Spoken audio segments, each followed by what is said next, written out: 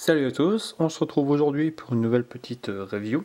Alors cette review, elle est possible grâce encore une fois à Patrice qui m'envoie encore une réplique ici achetée sur Hop Store, au PS Store, neuve forcément, et qui a eu quelques upgrades, enfin plutôt une, c'est un changement de canon par un guarder. Donc le reste est tout d'origine. Alors forcément Marui qui dit belle boîte, c'est le modèle MP5K iCycle. Sur la boîte on voit 25. Pourquoi? Simplement qu'avec une batterie de 8,4 on peut atteindre les 25 billes secondes. Alors vous verrez que c'est possible, je testerai avec une 7,4. Airsoft Entrepôt. Alors la boîte, forcément, moi j'adore. Tout ce qui est boîte Marui, j'adore. Elles sont vraiment super classe. Et en vitrine, ça rend génial, quoi. Hop. Derrière, on va avoir plusieurs choses. Alors, on va avoir une petite pochette qui contient la tige de débourrage et de nettoyage. Le traditionnel sachet où il y a les cibles, les informations de sécurité, etc. Je ne l'ouvre pas, simplement que la réplique n'est pas à moi. Et on va avoir le manuel d'utilisateur où ils expliquent vraiment tout de A à Z. Hop, comment charger la batterie, comment la mettre, régler le hop-hop, nettoyer le canon, les éventuelles casses hop, ici pour avoir les pièces. Sauf que pour avoir des pièces de chez Marui, c'est extrêmement long. Surtout si vous n'êtes pas basé au Japon. Donc n'hésitez pas à passer par Impulse, qui je rappelle est un shop géré par un Français et qui lui est basé au Japon. Donc il pourra éventuellement vous avoir des pièces Tokyo Marui au cas où s'il y en a qui venaient à péter. Donc voilà la boîte de présentation, très jolie. Vous voyez, il y a le silencieux que le copain il voudra mettre. Donc dedans on va trouver un chargeur iCap, je ne sais plus combien de billes, mais de beaucoup, il me semble, hein, qui a une bonne grosse réserve de billes dedans. Vous voyez, on y reviendra après. Dedans on va avoir aussi une petite boîte qui contient plusieurs choses. Alors on aura bien entendu l'embout ici qui permet de mettre un silencieux qui était dans cette pochette là, un bouchon de canon, la bouche de canon d'origine, hop, et l'outil qui permet le dévisser, qui permet d'enlever la bouche de canon d'origine. Un petit sachet de billes, hop, je remets ça un peu en bordel, on va dire que c'est pour la vidéo, hein. Forcément après je remettrai tout correctement. La réplique est tenue par des scratchs, hop, on va essayer d'enlever tout ça sans tout faire tomber. Ah bah non. Échec. Hop. Voilà. Et donc voilà un petit peu ce que ça donne. Donc MP5K Tokyo Marui en version iCycle. Donc on peut voir c'est vraiment extrêmement petit. C'est normal, c'est du MP5 court. Moi j'aime bien. Je pense que plus tard je pourrais craquer sur ce genre de réplique.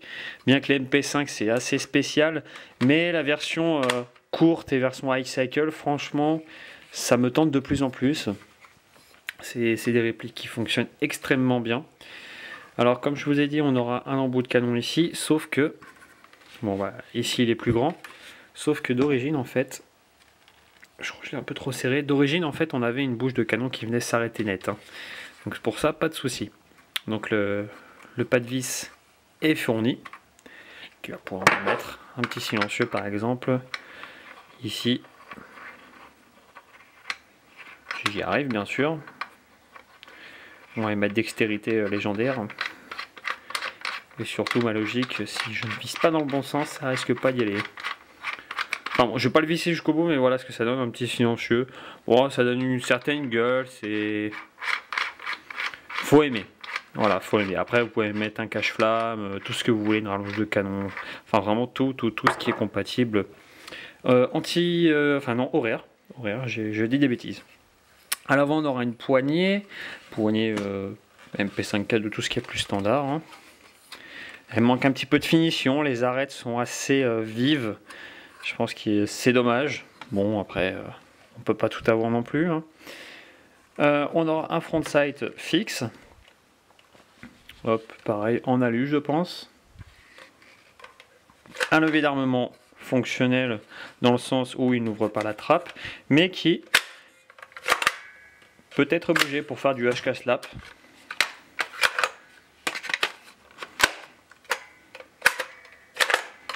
Et ça fonctionne très bien. Ça ne sert à rien, c'est juste pour le style. Je pense que beaucoup de youtubeurs aiment bien faire ce genre de petit style.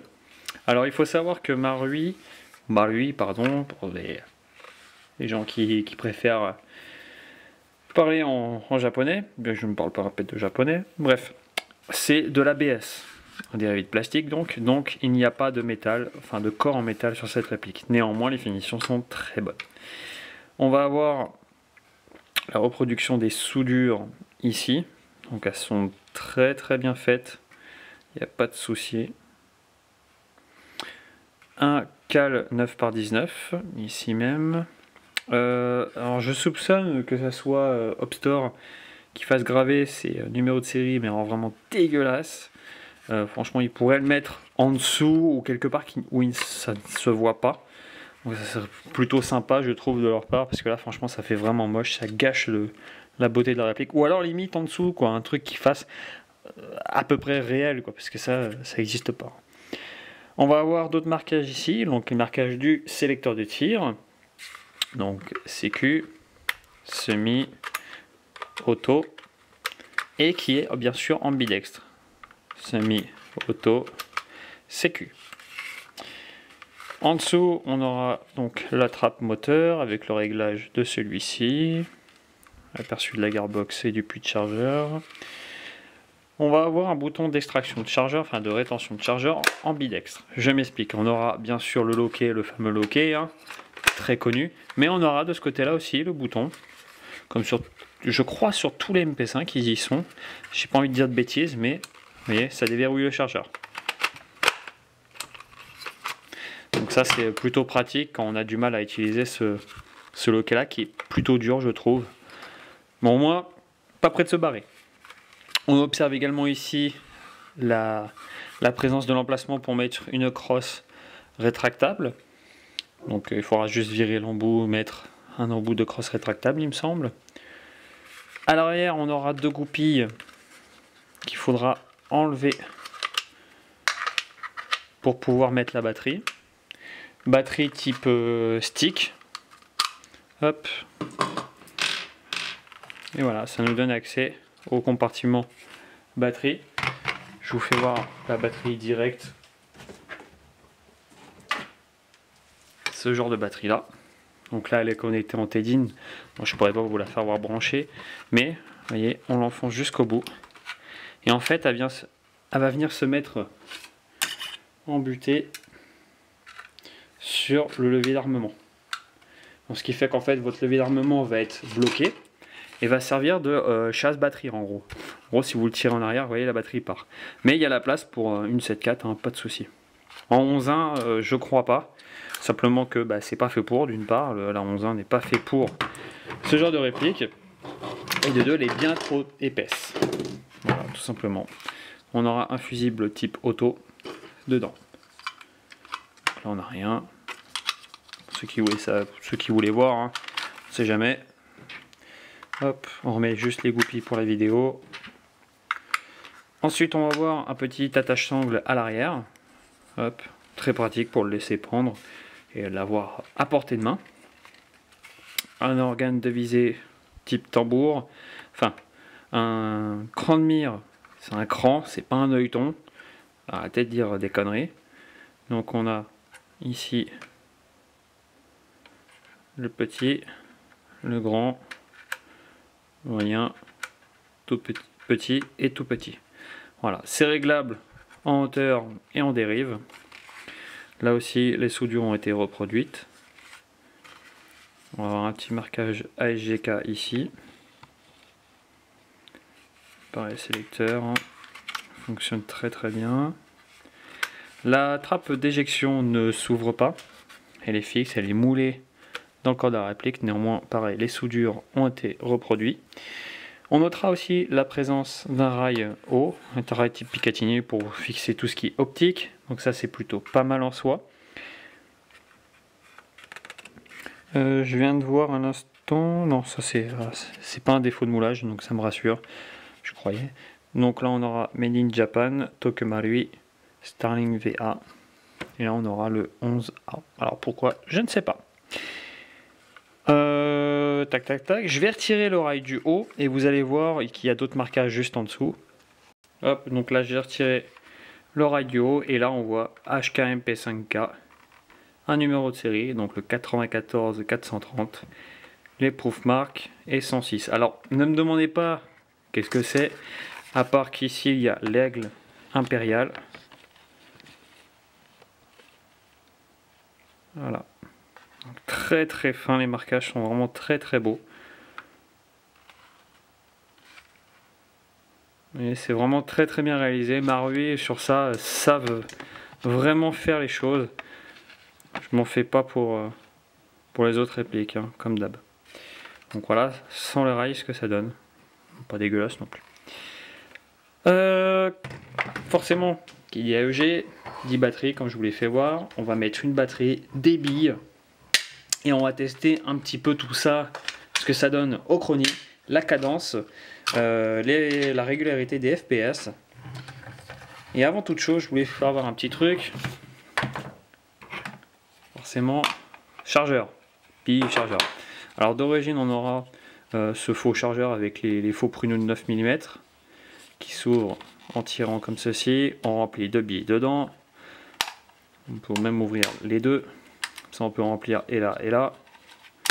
Hop, on peut refermer. Ensuite, on a à molleter ici jusqu'à entendre le fameux cric. Vous mettez et c'est parti. Là, on a un chargeur mid-cap. Alors, est-ce que c'est du Marui? Je ne crois pas parce qu'il n'y a pas le marquage Marui dessus. Après, je ne suis pas non plus un spécialiste. On aura quelques marquages 9x19 IF et ça rentre parfaitement dedans. Ça fait pas très très beau, ça fait vachement gros. Un P5K, c'est vraiment les tout petits chargeurs comme ceci. Et là, on a vraiment un grand chargeur. C'est pas super joli, mais ça a le mérite de fonctionner. Allez, place au test. Et j'ai oublié, avant de faire le test de tir, le hop-up. On enlève la goupille à l'avant, on enlève le garde-main à l'avant. Et là, en fait, on vient juste le pousser. Et là, on a le réglage du hop-up se fait ici. Hop, comme ceci. Donc moi, je le laisse à 0 pour les tests de tir. Donc ils se feront à la 0,20 g et à la 7,4 à cet entrepôt. 1300 mAh 25C. Allez, c'est parti. Donc c'est parti, petit test de tir. Hop hop à 0, 0,20 ATM. N'oublions pas que le canon Guarder est légèrement plus grand et qu'il est en 6,02. Donc d'origine, elle fait environ 240 fps.